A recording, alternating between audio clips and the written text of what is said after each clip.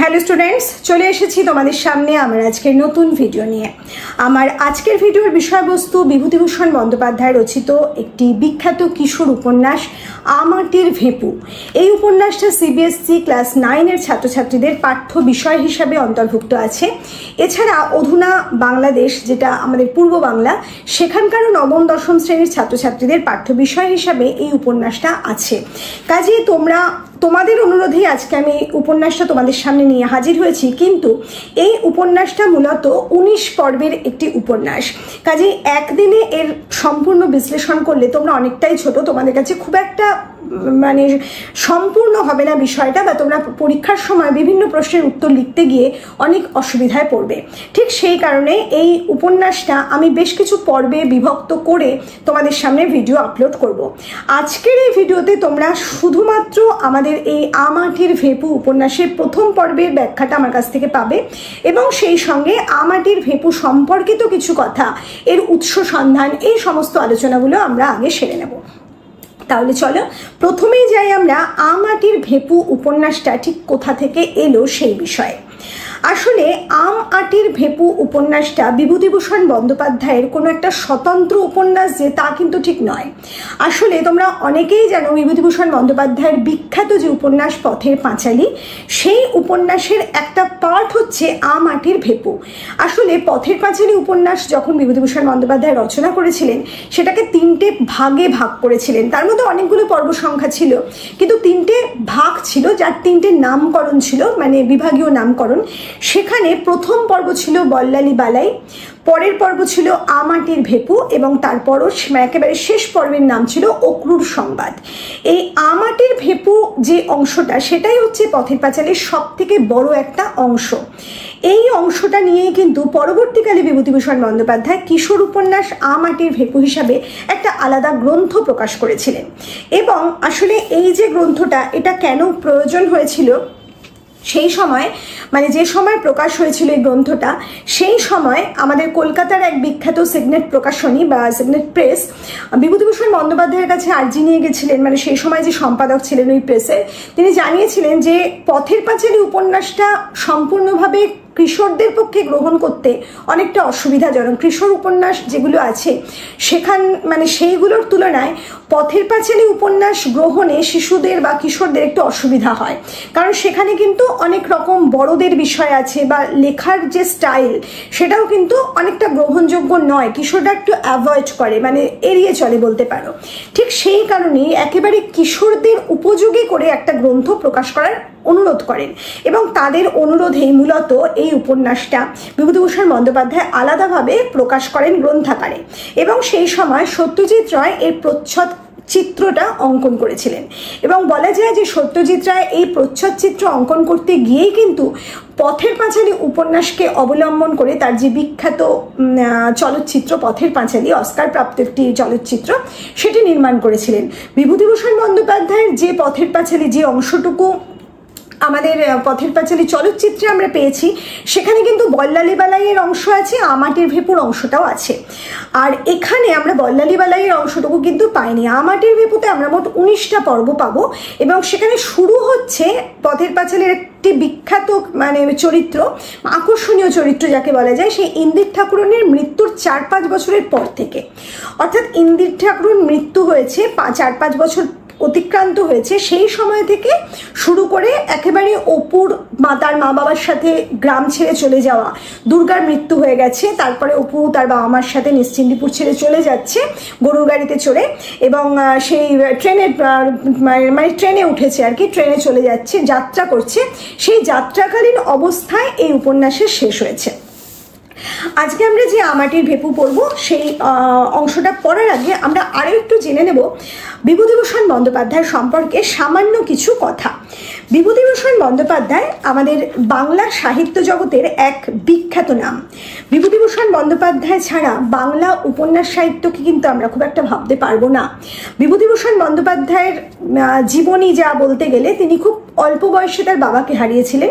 তার জন্মস্থান, মানে তিনি জন্মগ্রহণ করেছিলেন আমাদের পশ্চিম পশ্চিমবঙ্গের উত্তর 24 পরগনার কাঁচরাপাড়ার মুরাতিপুর গ্রামে, সেটা কিন্তু তার মাতুলালয় মানে মামার বাড়িতে।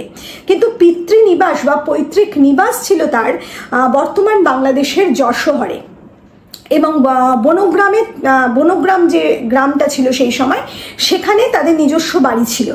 এবং এই যে পরিস্থিতি, সেই সময় ওখানে তিনি পড়াশোনা করেছেন। খুব প্রচণ্ড আর্থিক টানাপোড়েনের মধ্যে তাদের দিন গেছে, কারণ অনেকগুলো ভাই বোন ছিল তার। এবং অষ্টম শ্রেণীতে পড়াকালীন যখন তিনি তার বাবাকে হারান, সেই সময় দারিদ্র্যের চরম একটা পরিস্থিতি তাদের মধ্যে কিন্তু সৃষ্টি হয়েছিল। তবু কোনো রকমে তিনি তার পড়া চালিয়ে যান, এবং পরবর্তীকালে আমাদের কলকাতার রিপন কলেজ, যেটা বর্তমানে সুরেন্দ্রনাথ কলেজ, সেখানে তিনি পরবর্তী পড়াশোনা আইএ পাশ করেন সেই কলেজ থেকে। এরপর তিনি এমএতে ভর্তি হন, কিন্তু সেই পরীক্ষা কমপ্লিট করে উঠতে পারেননি, এবং সেই সময়ে তিনি তার পেশার জীবনে চলে আসেন। এবং প্রথম জীবনে তিনি শিক্ষকতাকেই পেশা হিসাবে বিবেচনা করেছিলেন, বেছে নিয়েছিলেন, কিন্তু সেই পেশার মধ্যে তিনি নিজেকে ধরে রাখতে পারেননি। আসলে এই বিভূতিভূষণ বন্দ্যোপাধ্যায় অত্যন্ত ভ্রমণ পিপাসু ছিলেন, তিনি ভীষণভাবে ঘুরতে ভালোবাসতেন। তিনি কলকাতা ছেড়ে এক সময় ভাগলপুরে চলে যান, বর্তমান তৎকালীন বিহারের ভাগলপুর যে জায়গাটা, সেখানে চলে যান, এবং এখানে বিরাট একটা জমিদারি এস্টেটের ম্যানেজার নিযুক্ত হন, এবং সেই কাজেই তিনি নিজেকে নিয়োগ করে দিয়েছিলেন। সেই সময় তার এক বন্ধুর সঙ্গে সাক্ষাৎ হয়, যে সরকারি কর্মচারী ছিল। সেই সরকারি কর্মচারীর সঙ্গে তিনি বহু জায়গায় ঘুরে বেরিয়েছেন, এবং সেই ভ্রমণের যে অভিজ্ঞতামূলক একটা ভ্রমণমূলক উপন্যাস, বিখ্যাত উপন্যাস, তোমরা অনেকেই হয়তো নাম জানো, তা হচ্ছে আরণ্যক। এই উপন্যাসটা যদি না পড়ে থাকো, আমি বলবো অবশ্যই উপন্যাসটা পড়বে। অসম্ভব সুন্দর লেখা, এবং ভ্রমণের যে একটা বিষয়, সেটা পড়লেই বুঝতে পারবে। এটাও একটা কিশোর উপন্যাস, খুব সুন্দর ভ্রমণমূলক উপন্যাস। যাই হোক, এছাড়া তিনি আরও বেশ কিছু উপন্যাস লিখেছেন, যেমন আমরা সেই উপন্যাসগুলোর মধ্যে অনেকগুলো উপন্যাসই তার পেয়েছি। আদর্শ হিন্দু হোটেল একটা বিখ্যাত উপন্যাস তার। এছাড়া যে ছোট গল্প তিনি লিখেছেন, মেঘমল্লা, ইছামতি, এগুলোও তার বিখ্যাত ছোট গল্প। এরকম অনেক গল্প গ্রন্থ, উপন্যাস তিনি কিন্তু রচনা করেছেন। আজকে আমরা সেই সব বিষয়ে বিস্তারিত যাব না, এটুকু জেনে রাখলেই আমাদের চলবে। 1894 খ্রিস্টাব্দে তার জন্ম হয়েছিল, এবং পরবর্তীকালে তিনি মারা গিয়েছিলেন বিহারের ঘাটশিলায় তিনি মৃত্যুবরণ করেছিলেন। যাই হোক, এই হচ্ছে আমাদের আজকের লেখক পরিচিতি। এরপরে আমরা সরাসরি চলে যাব আম-আটির ভেপুর যে মূল অংশ, সেখানে তোমাদের প্রথমেই বলেছি 19টা পর্বে এই অংশটা বিস্তৃত হয়েছে। সেখানে আমাদের যে পথের পাঁচালী উপন্যাস, মূল উপন্যাস, তার 7ম পর্ব থেকে আমাদের এখানকার পর্ব 1 শুরু হয়েছে। এখানে যে নামগুলো তোমরা পাবে, 1 নম্বর পর্ব, 2 নম্বর পর্বে যে নামগুলো দেওয়া হয়েছে, সেই নামগুলো কিন্তু তোমরা পথের পাঁচালীর আম-আটির ভেপু যে অংশটা পাবে, সেখানে পাবে না। এই নামগুলো কিন্তু শুধুমাত্র এই উপন্যাসটার জন্যই দেওয়া হয়েছে। আমরা তাহলে শুরু করব আজকের 1 নম্বর পর্ব, যার নাম হচ্ছে কুঠির মাঠ। মাঘ মাসের শেষ, শীত বেশ আছে, দুই পাশে ঝাপে ঘেরা সরু মাটির পথ বাহিয়া নিশ্চিন্দিপুরের কয়েকজন লোক সরস্বতী পূজার বৈকালে গ্রামের বাহিরের মাঠে নীলকণ্ঠ পাখি দেখিতে যাইতেছিল। অর্থাৎ একটা বিশেষ সময়ের মধ্যে দিয়ে আমরা এই উপন্যাসকে শুরু করছি। সেটা কখন না, মাঘ মাসের শেষ হতে চলেছে, তবু শীত এখনো যায়নি, সেই সময় যায়নি। সরস্বতী পুজোর বিকেলবেলা, মানে দিনের বিকেলবেলা, বাইরের মাঠে, মানে ওই নিশ্চিন্দিপুরের একেবারে যে অংশে অপুরা থাকে, তার বাইরের একটা অংশে নীলকণ্ঠ পাখি, মাঠে নীলকণ্ঠ পাখি দেখতে যাচ্ছে গ্রামের বেশ কিছু অংশ মানুষজন, একদম দল বেঁধে। দলের একজন বলিল, ওহে হরি, ভূষণ গোয়ালার দরুন কলা বাগানটা তোমরা কি ফের জমা দিয়েছো নাকি? পরিষ্কার বুঝতে পারছো এর আগেও কিছু অংশ আছে, কিন্তু সেই অংশটা তোমাদের পাঠ্য বিষয় নয়। যাই হোক, এই যে হরি হচ্ছে আমাদের এই উপন্যাসের এক বিশেষ প্রধান চরিত্র বলতে পারো, হরিহর রায়। এই হরিহর হচ্ছে রায়, কিন্তু তাদের উপাধি। এই হরিহর পূজা আচ্ছা করে, সে শিক্ষিত মানুষ, বিভিন্ন মানুষকে মন্ত্র দান করে, এই হচ্ছে তার পেশা। কিন্তু সে অত্যন্ত দরিদ্র। তোমরা আস্তে আস্তে পড়তে পড়তে বুঝতে পারবে এই হরিহরের 2 সন্তান, অপু এবং দুর্গা। আলোচ্য উপন্যাসের মধ্যে আমরা সেই অপু দুর্গার একটা সুন্দর শৈশবকে দেখতে পাবো। মানে এই যে মূল উপন্যাসটা, মানে আজকে যেটা পড়ছো তোমরা আম-আটির ভেপু, এই অংশটায় আমরা অনেকগুলো অংশ কিন্তু প্রত্যক্ষ করব। প্রথম কথা হচ্ছে একটা সুন্দর প্রাকৃতিক পরিবেশ, যে পরিবেশটা সুন্দরভাবে আমাদের সামনে প্রকাশ করছেন আমাদের ঔপন্যাসিক, সেই সঙ্গে আমরা দেখতে পাবো দুই ছোট শিশু আর কি, মানে অপু এবং তার দিদি দুর্গা, তাদের নিজেদের খুনসুটি, তাদের যে একটা ভাই বোনের যে সম্পর্ক, সুন্দর সম্পর্ক, সেই সুন্দর একটা মেলবন্ধন, মানে দুজনের প্রতি দুজনের যে ভালোবাসা, দুজনের প্রতি দুজনের যে একটা আকর্ষণ, সেই বিষয়টা, সেই সঙ্গে আমরা প্রত্যক্ষ করব একটা দরিদ্র পরিবারে একজন স্ত্রী সর্বজয়া, যে হচ্ছে এই হরিহরের স্ত্রী, সে বিভিন্ন রকম পরিস্থিতির মধ্যে কিভাবে একদম সমস্ত কিছু সহ্য করে সংসার আঁকড়ে স্বামী সন্তানের মঙ্গল কামনায় বেঁচে আছে, সেটাও কিন্তু আমরা এখানে প্রত্যক্ষ করব। আর হরিহরের চরিত্র দেখতে পাবে অত্যন্ত সৎ একজন মানুষ, যে পূজা অর্চনার মধ্যে দিয়ে, মানে এইসব কাজের মধ্যে দিয়ে, বিভিন্ন মন্ত্র দেওয়া, শিষ্যদের মন্ত্র দান করা, এইসব কাজের মধ্যে দিয়ে নিজের জীবন অতিবাহিত করছে। সেই হরিহরকে দলের একজন প্রশ্ন করছে, তার যে বাগান, কলা বাগানটা, সেটা কি সে ভূষণ গোয়ালার কাছে বন্ধক রেখেছে, জমা দিয়েছে? হরিহর সায়সূচক কিছু বলিতে গিয়া পিছন ফিরিয়া বলিল, ছেলেটা আবার কোথায় গেল? ও খোকা, খোকা। সায় মানে তার কথায় হ্যাঁ সম্মতি জানানো বলে তার খোকাকে খুঁজতে লাগলো। এই খোকাই হচ্ছে অপু। পথের বাঁকের আড়াল হইতে একটি 6-7 বছরের ফুটফুটে সুন্দর ছিপছিপে চেহারার ছেলে ছুটিয়া আসিয়া দলের নাগাল ধরিল। হরিহর বলিল, আবার পিছিয়ে পড়লে? এরই মধ্যে নাও এগিয়ে চলো। অপুর ভালো নাম অপূর্ব, সেটা তো এখানে পরবর্তীকালে তোমরা জানতে পারবে। আর এই যে হরিহরের সাথে অপু গেছে, এই যে আমি অংশটা পড়ছি, তোমাদের মনে হতে পারে এমন কিছু বিষয় নয়, হয়তো এর থেকে খুব বড় প্রশ্ন নাও আসতে পারে, কিন্তু তোমাদের যে এমসিকিউ টাইপের প্রশ্ন হয় 5 মার্কসের, যেটা তোমাদের যে পাঠ্য গল্পগুলো আছে এই এক্সট্রা গল্পের উপন্যাস ছাড়া, সেগুলো এবং এই উপন্যাসটা মিলে 5+5, সেখানে কিন্তু এমসিকিউ টাইপের বিভিন্ন রকমের প্রশ্ন হতে পারে। সেই প্রশ্নের জন্য কিন্তু প্রত্যেকটা লাইন, প্রত্যেকটা শব্দ তোমাদের খুঁটিয়ে জানতে হবে।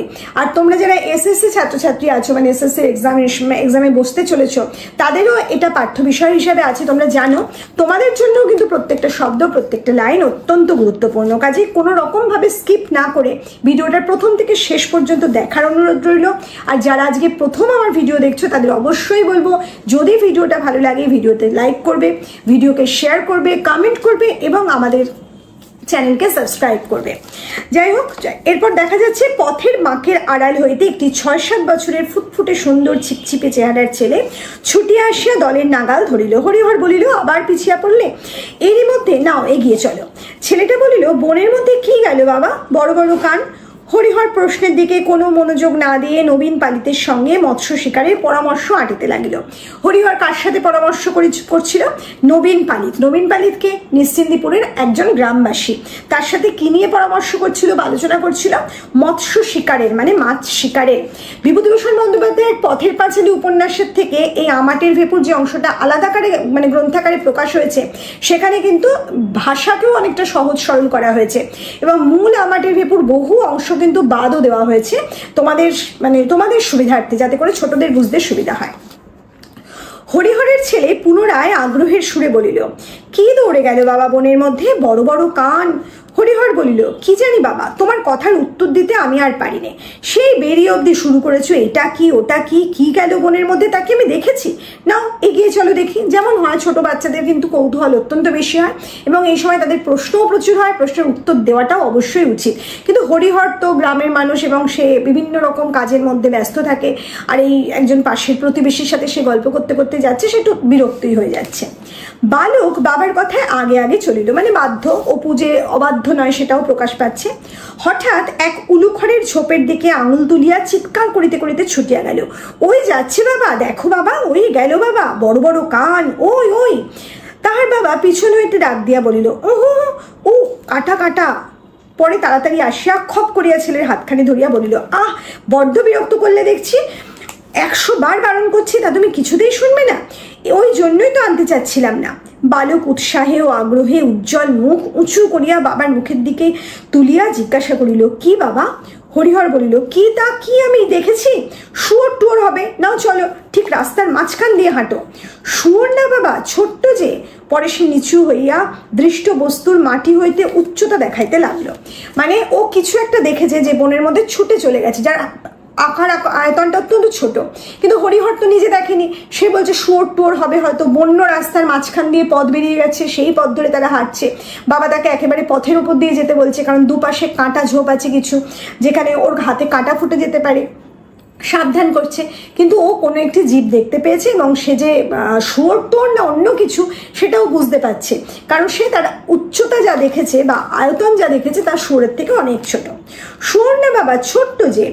আচ্ছা চলো চলো, হ্যাঁ আমি বুঝতে পেরেছি, আর দেখাতে হবে না, চলো দেখি। নবীন পালিত বলিল, ও হলো খরগোশ খোকা, খরগোশ। এখানে খড়ের ঝোপে খরগোশ থাকে তাই। বালক বর্ণপরিচয়ে ক্ষয়ে খরগোশের ছবি দেখিয়াছে, কিন্তু তাহা যে জীবন্ত অবস্থায় এরকম লাফাইয়া পালায় বা তাহা আবার সাধারণ চক্ষুতে দেখিতে পাওয়া যায় এ কথা সে কখনো ভাবে নাই। মানে বর্ণপরিচয় যে বই, সে অক্ষর জ্ঞান সম্পন্ন হচ্ছে, অপু পড়াশোনা করছে সবে মাত্র, তখন সে ওখানে দেখেছে যে ক্ষয়ে খরগোশ, তখন তার ছবিও দেখেছে, কিন্তু সেই খরগোশ যে বাস্তবে দেখা যায় এবং সেভাবে চোখের সামনে লাফিয়ে লাফিয়ে বনের মধ্যে ঢুকে যেতে পারে, এটা তার কাছে অবিশ্বাস্য। সে জানে বইয়ের পাতাতেই ওটা থাকে, বাইরে কোথাও দেখা যায় না, এবং সেটা দেখেছে, তাই তার অত্যন্ত কৌতূহল হয়েছে। খরগোশ জীবন্ত, একেবারে তোমার সামনে লাফাইয়া পালায়, ছবি না, কাছের পুতুল না, একেবারে কান খাড়া সত্যিকারের খরগোশ।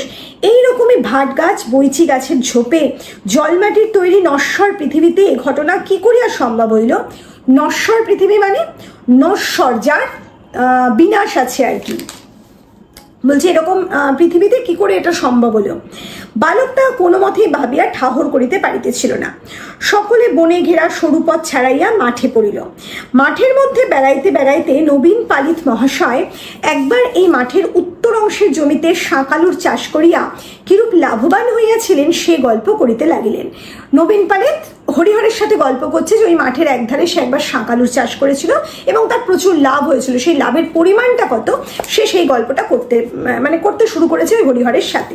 ক্রমে ক্রমে তাহা হইতে বর্তমান কালের দুর্মূল্যতা, মানে বর্তমান অবস্থায় যে দুর্মূল্য হয়ে উঠেছে বিষয়টা শাঁকালু, আষাঢ়ুর বাজারে কুণ্ডুদের গোলদারি দোকান পুড়িয়া যাইবার কথা, গ্রামের দিনু গাঙ্গুলির মেয়ের বিবাহের তারিখ কবে পড়িয়াছে প্রভৃতি বিবিধ আবশ্যকীয় সংবাদের আদান প্রদান হইতে লাগিল। গ্রাম এমনই, গ্রামে তো মানুষের ভীষণ মানে বড় বড় বিষয়ের মধ্যে নিজেদের এনগেজমেন্টটা থাকে না, তাদের কাজ কম থাকে, বিভিন্ন রকম সময় অবসর হয়, তারা বিভিন্ন মানুষের সাথে গল্প গুজব করে, এর ফলে কি হয় তারা বিভিন্ন বিষয় নিয়ে আলোচনা করতে থাকে এবং গ্রামের বাইরের বিষয়টা মানে গ্রামের থেকে বাইরের আর কোনো অংশের সাথে তাদের পরিচয় থাকে না। ফলে ওই ছোট্ট গ্রামের মানুষগুলোর জীবন কাহিনী তাদের আলোচনার বিষয় হতে থাকে। এখানেও কিন্তু তাই হচ্ছে, তাদের চাষ আবাদের কথা, গ্রামের অন্য কোনো মানুষের মেয়ের কার বিয়ে হচ্ছে না বা কবে বিয়ে হবে, এইসব বিষয় তাদের আলোচনার বিষয়। হরিহরের ছেলে বলিল, নীলকণ্ঠ পাখি কই বাবা? ওই দেখো এখন বাবলা গাছে এক্ষুনি এসে বসবে, কারণ ওরা নীলকণ্ঠ পাখি দেখতে পাচ্ছে না। বালক মুখ উঁচু করিয়া নিকটবর্তী সমুদয় বাবলা গাছের মাথার দিকে চাহিয়া দেখিতে লাগিল। মানে সামনে আশেপাশে যে বাবলা গাছগুলো আছে সেগুলোর দিকে তাকাচ্ছে, কারণ বাবা বলেছে বাবলা গাছে এসে বসবে। মাঠের ইতস্তত নিচু নিচু কুল গাছে অনেক কুল পাকিয়া আছে। ইতস্তত মানে এখানে সেখানে বিভিন্ন ছোট ছোট কুল গাছ ছড়িয়ে আছে চারধারে এবং কুলগুলো পেকেছে। বালক অবাক হইয়া লুব্ধ দৃষ্টিতে সেদিকে চাহিয়া দেখিল। বালক মানে ওই অপূর্ব বা অপু প্রচন্ড লোভাতুর দৃষ্টিতে, ছোট্ট বাচ্চা তো পাকা কুল দেখে তার খেতে ইচ্ছা হচ্ছে, ওইদিকে তাকিয়ে দেখছে। কয়েকটা কুল পাড়িতে গিয়া বাবার বকুনিতে তাহাকে নিবৃত্ত হইতে হইল। মানে কয়েকটা কুল সে পাড়তে যাচ্ছিল, কিন্তু বাবা বকা দিয়েছে, পাড়তে গিয়ে আবার কোনো কাটা ঝোপে সে পড়ে যাবে, কি হবে, তাই সে পাড়তে পারলো না। নিবৃত্ত হওয়া মানে কাজটা থেকে বিরত হওয়া। হরিহর বলিল, কুঠি বলছিলেন? ওই দেখো খোকা, সাহেবদের কুঠি দেখছো? কুঠি হচ্ছে সেই সময় আমাদের ইংরেজ শাসিত সেই সময়, তোমরা জানো সেই সময় ইংরেজরা বিভিন্ন জায়গায় কৃষিক্ষেত্র দেখে নীলকুঠি, বড় বড় কুঠি বানিয়ে রাখতো এবং সেই চাষিদের যে জমি, বিভিন্ন জমি নিয়ে তারা নীল চাষ করতো এবং সেই নীলকুঠিগুলোকেই কিন্তু কুঠি নামে এখানে চিহ্নিত করা হচ্ছে। যাই হোক, নদীর ধারের অনেকটা জায়গা জুড়িয়া সেকালের কুঠিটা প্রাগৈতিহাসিক যুগের অতিকায় হিংস্র জন্তুর কঙ্কালের মতো পড়িয়াছিল। মানে একটা কঙ্কালের মতো লাগছে, ওখানে মানুষ আর থাকে না, হয়তো দেখতে খারাপ লাগছে। বালক অবাক হইয়া চারিদিকে চাহিয়া দেখিতেছিল। তাহার 6 বৎসরের জীবনে এই প্রথম সে বাড়ি হইতে এত দূরে আসিয়াছে। এতদিন ন্যাড়াদের বাড়ি, নিজেদের বাড়ির সামনেটা, বড়জোর রানু দিদিদের বাড়ি, ইহাই ছিল তাহার জগতের সীমা। আচ্ছা, এই যে রানু দিদি, এই রানু দিদি মাটির ভেপুতে রানু দিদি হয়েছে, কিন্তু আসল পথের পাঁচালী যে উপন্যাস সেখানে কিন্তু এখানে একে রানী দিদি নামে মানে লেখা হয়েছে। যাই হোক, রানু দিদির বাড়ি ইহাই ছিল তাহার জগতের সীমা। কার কথা বলছে? অপূর্বর কথা বলছে, মানে অপুর কথা বলছে, ছোট্ট বালকের কথা বলছে। সে এতদিন কোথায় কোথায় যেত? নেড়াদের বাড়ি, তার হয়তো কোনো বন্ধু হবে। নিজেদের বাড়ির যে সামনে ফাঁকা অংশটা, বড়জোর রানু দিদিদের বাড়ি, ইহাই ছিল তার জগতের সীমা। এর বাইরে কোথাও সে যায়নি। এই প্রথম সে বাবার সাথে নীলকণ্ঠ পাখি দেখতে গ্রামের বাইরের বড় মাঠের কাছে গেছে। এতদিন কেবল তাহাদের পাড়ার ঘাটে মায়ের সঙ্গে স্নান করিতে আসিয়া সে স্নানের ঘাট হইতে আবছা দেখিতে পাওয়া কুঠির ভাঙা জাল ঘরটার দিকে চাহিয়া চাহিয়া দেখিত। মানে দূর থেকে পুকুর ঘাট থেকে মার সাথে যখন সে স্নান করতে আসতো ওই নীলকুঠিটার সামান্য অংশ সে দেখেছে। আঙুল দিয়ে দেখাইয়া বলিত, মা ওদিকে কি সেই কুঠি? সে তাহার বাবার মুখে, দিদির মুখে, আরও পাড়ার কত লোকের মুখে কুঠির মাঠের কথা শুনিয়াছে, কিন্তু আজ তাহার প্রথম সেখানে আসা। ওই মাঠের পরে ওদিকে বুঝি মায়ের মুখে সেই রূপকথার রাজ্য। মায়ের মুখে রূপকথার রাজ্য কেন? মায়ের কাছে এই অপু অনেক রূপকথার গল্প শুনেছে এবং সে অপু ছিল কল্পনা প্রবণ। এটা পরবর্তীকালে তোমরা আরো বুঝতে পারবে। অপু বিভিন্ন রকম কল্পনা করতে ভালোবাসত। তার মা বিভিন্ন রূপকথা রাজপুত্রদের গল্প বলতো এবং সেই কল্পনার মানে সেই সব রাজপুত্রের কথা কল্পনা করে সে সেই সব রাজপুত্র সাজতো নিজে নিজে এবং তাদের মতো যুদ্ধ করতো। এরকম বিভিন্ন কাণ্ড তার ছিল, পরে একটু জানতে পারবে। যাই হোক, এবার সে ভাবছে যে ওই কুঠির ওপারে হয়তো সেই রাজপুত্র, সেই রূপকথার রাজ্য আছে। এরপর কি হলো? শ্যাম লঙ্কার দেশে ব্যঙ্গমা ব্যঙ্গমীর গাছের নিচে নির্বাসিত রাজপুত্র যেখানে তলোয়ার পাশে রাখিয়া একা শুইয়া রাত কাটায়, ওধারে আর মানুষের বাস নাই। জগতের শেষ সীমাটাই এই। ইহার পার হইতে অসম্ভবের দেশ, অজানার দেশ শুরু হইয়াছে। মানে অপু এতটাই কল্পনা প্রবণ এবং এতটাই সংকীর্ণ স্থানের মধ্যে আবদ্ধ যে তার মনে হচ্ছে ওই নীলকুঠির ওপারে বোধহয় আর কোনো জনমানব থাকতে পারে না। ওই নীলকুঠির ওপারে যারা আছে তারা সবাই রূপকথার রাজ্যের মানে গল্পের বিষয়বস্তু। ওই ব্যঙ্গমা ব্যঙ্গমী থাকে, রাজপুত্র শুয়ে আছে, হয়তো তার যে গল্পগুলো তার মায়ের মুখে সে শুনেছে সেই কথাই সে ভাবতে থাকে মনে মনে। এরপর কি হলো? বাড়ি ফিরিবার পথে সে পথের ধারের একটা নিচু ঝোপ হইতে একটা উজ্জ্বল রঙের ফলের থলো ছিঁড়িতে হাত বাড়াইল। তাহার বাবা বলিল, হা হা, হাত দিও না, হাত দিও না, আলকুশি আলকুশি। কি যে তুমি করো বাবা, বড্ড জ্বালালি দেখছি। আর কোনোদিন কোথাও নিয়ে বেরোচ্ছি না বলে দিলাম। এক্ষুনি হাত চুলকে হাতে ফোসকা হবে। পথের মাঝখান দিয়ে এত করে বলছি হাঁটতে, তা তুমি কিছুতেই শুনবে না। হাত চুলকাবে কেন বাবা? কোন একটা ফল, একতরা ফল সে দুম করে পাড়তে গেছিল। বাবা হা হা করে উঠেছে। তার নাম হচ্ছে আলকুশি। এই ফলটা আমার চেনা নেই, হয়তো তোমরা অনেকেই চেনো।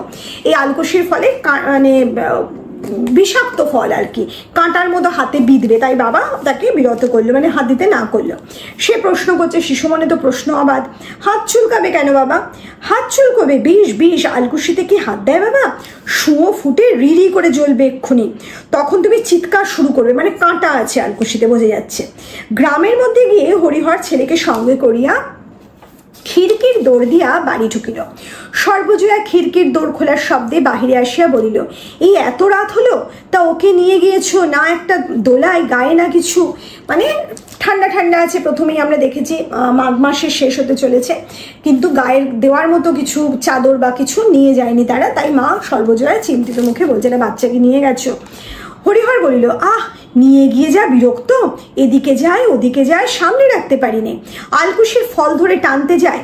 পরের ছেলের দিকে চাহিয়া বলিল, কুঠির মাঠ দেখবো, কেমন হলো তো কুঠির মাঠ দেখা?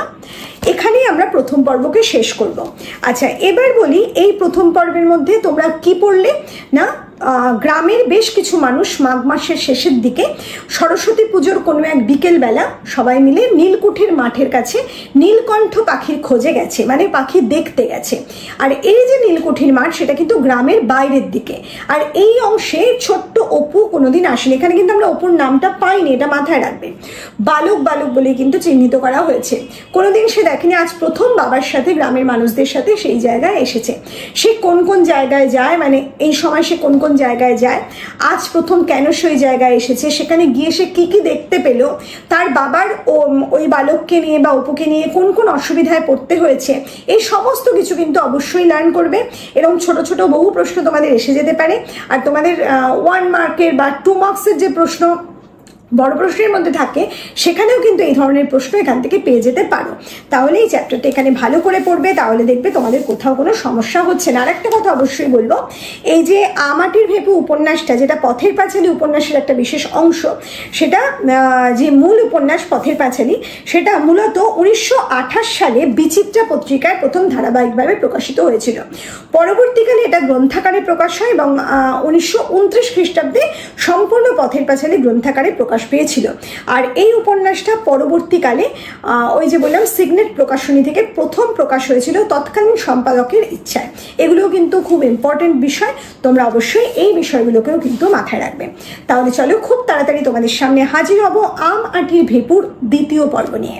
আমার আজকের ভিডিও আমরা এখানেই শেষ করছি। খুব ভালো থেকো।